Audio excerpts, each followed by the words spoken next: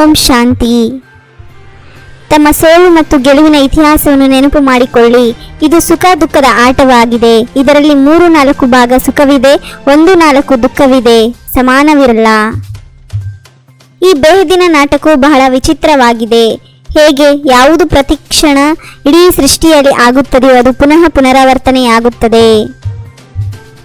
ಈ ನಾಟಕವು ನಿಧಾನವಾಗಿ ನಡೆಯುತ್ತಲೇ ಇರುತ್ತದೆ.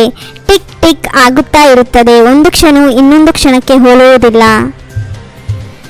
ನೀವು ಮಕ್ಕಳೇ ತಿಳಿಯುತ್ತೀರಿ, ಇದು ಬಹಳ ವಿಚಿತ್ರವಾದ ನಾಟಕವಾಗಿದೆ. ಮನುಷ್ಯನ ಯಾವುದೆಲ್ಲ ಒಳ್ಳೆಯ ಮತ್ತು ಕೆಟ್ಟ ಪಾತ್ರವು ನಡೆಯುತ್ತದೆಯೋ ಅದೆಲ್ಲವೂ ನೋಂದಾಯಿಸಲ್ಪಡುತ್ತದೆ. ನಾವು ಆತ್ಮಗಳಾಗಿದ್ದೇವೆ. ಆತ್ಮದ ಸುದರ್ಶನವು ಶಾಂತಿಯಾಗಿದೆ ಎಂದು ಆತ್ಮವು ತನ್ನ ಪರಿಚಯವನ್ನು ಕೊಡುತ್ತದೆ. ಈಗ ಎಲ್ಲ ಆತ್ಮಗಳು ಮನೆಗೆ ಹೋಗುವ ಕಾರ್ಯಕ್ರಮವಿದೆ. ತಾವು ಮಕ್ಕಳು ಮೂಲತಃ ಆದಿ ಸನಾತನ ದೇವಿ ದೇವತಾ ಧರ್ಮದವರಾಗಿದ್ದೀರಿ. ಮೊಟ್ಟ ಮೊದಲು ಸತ್ಯುಗದಲ್ಲಿ ಬಂದಿರಿ, ನಂತರ ಪುನರ್ಜನ್ಮವನ್ನು ತೆಗೆದುಕೊಳ್ಳುತ್ತಾ ಈಗ ಪರರಾಜ್ಯದಲ್ಲಿ ಬಂದಿದ್ದೀರಿ.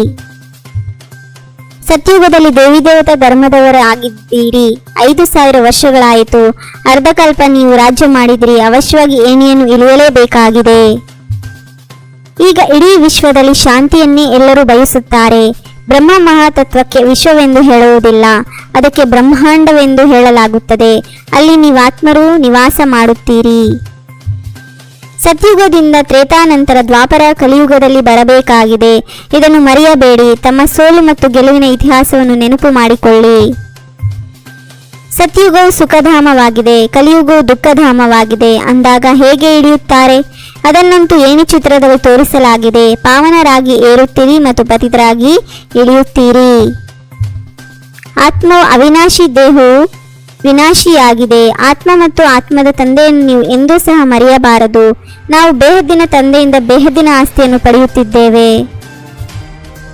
ಅವರು ತಮ್ಮದೇ ಆದ ಧರ್ಮವನ್ನು ಸ್ಥಾಪನೆ ಮಾಡುತ್ತಾರೆ. ರಾಜಧಾನಿಯನ್ನು ಸ್ಥಾಪನೆ ಮಾಡುವುದಿಲ್ಲ. ಒಬ್ಬ ಪರಂಪಿತ ಪರಮಾತ್ಮ ಧರ್ಮವನ್ನು ಸ್ಥಾಪನೆ ಮಾಡುತ್ತಾರೆ. ರಾಜಧಾನಿ ಅಥವಾ ಸಾಮ್ರಾಜ್ಯವನ್ನು ಸ್ಥಾಪನೆ ಮಾಡುತ್ತಾರೆ. ತಂದೆಯು ತಿಳಿಸುತ್ತಾರೆ, ಸ್ವರ್ಗದ ಹೊಸ ಪ್ರಪಂಚದಲ್ಲಿ ಹೋಗಲು ನೀವು ಪುರುಷಾರ್ಥ ಮಾಡುತ್ತಿದ್ದೀರಿ. ನೀವು ಯಾವಾಗ ನನ್ನನ್ನು ನೆನಪು ಮಾಡಿ ಪಾವನರಾಗುತ್ತೀರಿ ಮತ್ತು ದೈವಿ ಗುಣವನ್ನು ಧಾರಣೆ ಮಾಡುತ್ತೀರಿ, ಆಗ ನೀವು ಸ್ವರ್ಗದಲ್ಲಿ ಹೋಗುತ್ತೀರಿ. ತಮ್ಮನ್ನು ಆತ್ಮನೆಂದು ತಿಳಿದು ನನ್ನನ್ನು ನೆನಪು ಮಾಡಿದ್ದೇ ಆದರೆ ಯೋಗಾಗ್ನಿಯಿಂದ ನಿಮ್ಮ ಪಾಪಗಳೆಲ್ಲವೂ ಸಮಾಪ್ತಿಯಾಗಿ ಬಿಡುವುದು. ಈಗ ನೀವು ತಮೋಪ್ರಧಾನರಾಗಿ ಬಿಟ್ಟಿದ್ದೀರಿ. ನಿಮ್ಮ ಹೆಸರಾಗಿದೆ ಸುದರ್ಶನ ಚಕ್ರಧಾರಿ. ನಿಮ್ಮಲ್ಲಿ ಈ ಜ್ಞಾನವಿದೆ, ಮತ್ಯಾರಿಗೂ ಈ ಜ್ಞಾನವಿಲ್ಲ. ನಿಮಗೆ ಬಹಳ ಖುಷಿಯಾಗಬೇಕು. ತಂದೆಯು ನಮಗೆ ಶಿಕ್ಷಕನಾಗಿದ್ದಾರೆ, ಬಹಳ ಮಧುರ ತಂದೆಯಾಗಿದ್ದಾರೆ. ಶಾಂತಿಧಾಮದಲ್ಲಿ ಶಾಂತಿ ಇರುತ್ತದೆ. ಸೂಕ್ಷ್ಮ ಲೋಕದಲ್ಲಿ ಸನ್ನೆಯಿಂದಲೂ ಕೂಡಿರುತ್ತದೆ. ಸಾಕಾರ ಲೋಕದಲ್ಲಿ ಶಬ್ದದಿಂದ ಕೂಡಿರುತ್ತದೆ. ಮಕ್ಕಳು ಸೂಕ್ಷ್ಮ ವತನದಲ್ಲಿ ಹೋದಾಗ ಸಾಕ್ಷಾತ್ಕಾರವಾಗುತ್ತದೆ. ರಾಮರಾಜ್ಯ ಮತ್ತು ರಾವಣ ರಾಜ್ಯ ಒಟ್ಟಾಗಿ ಇರುವುದಿಲ್ಲ. ಡ್ರಾಮಾವನ್ನು ತಿಳಿಯದೇ ಇರುವ ಕಾರಣ ಸುಖ ದುಃಖ ಎಲ್ಲವನ್ನು ಪರಮಾತ್ಮನೇ ಕೊಡುತ್ತಾರೆ ಎಂದು ಹೇಳುತ್ತಾರೆ. ಶಿವಜಯಂತಿಯನ್ನು ಪ್ರತಿ ವರ್ಷವೂ ಆಚರಿಸುತ್ತಾರೆ. ರಾವಣನನ್ನು ಸುಡುವುದನ್ನು ಸಹ ಪ್ರತಿ ವರ್ಷ ಆಚರಿಸುತ್ತಾರೆ.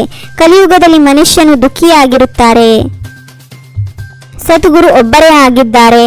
ಸಿಖ್ಖರು ಸಹ ಸದ್ಗುರು ಅಕಾಲ್ ಎಂದು ಹೇಳುತ್ತಾರೆ. ಸದ್ಗುರು ಅಕಾಲ ಮೂರ್ತಿಯಾಗಿದ್ದಾರೆ. ಅವರು ಕಾಲರ ಕಾಲ ಮಹಾಕಾಲನಾಗಿದ್ದಾರೆ.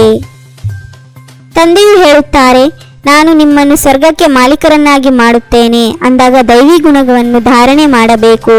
ಯಾರಿಗೂ ದುಃಖವನ್ನು ಕೊಡಬಾರದು. ತಂದೆಯು ಪ್ರೀತಿಯ ಸಾಗರನಾಗಿದ್ದಾರೆ. ಮನುಷ್ಯರು ದುಃಖವನ್ನು ಕೊಡುವ ಸಾಗರನಾಗಿದ್ದಾರೆ.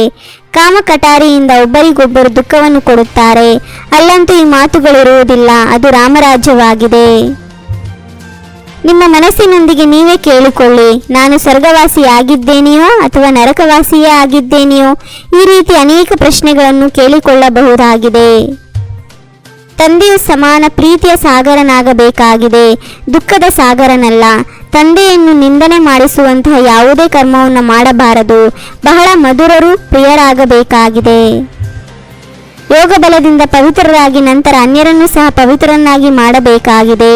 ಮುಳ್ಳಿನ ಕಾಡನ್ನು ಹೂದೋಟವನ್ನಾಗಿ ಮಾಡುವ ಸೇವೆ ಮಾಡಬೇಕಾಗಿದೆ. ಸದಾ ಖುಷಿಯಾಗಿರಬೇಕು. ಓಂ ಶಾಂತಿ. 21 ಜನ್ಮಗಳಿಗಾಗಿ 21 ಪರಮಾತ್ಮನ ಮಹಾವಾಕ್ಯವನ್ನು ಆಲಿಸಿ. ನಿಮ್ಮದೇ ಆದಂಥ ಈ ಚಾನೆಲ್ಗೆ ಲೈಕ್ ಮಾಡಿ, ಶೇರ್ ಮಾಡಿ, ಸಬ್ಸ್ಕ್ರೈಬ್ ಆಗೋದನ್ನು ಮರೆಯಬೇಡಿ. ಓಂ ಶಾಂತಿ.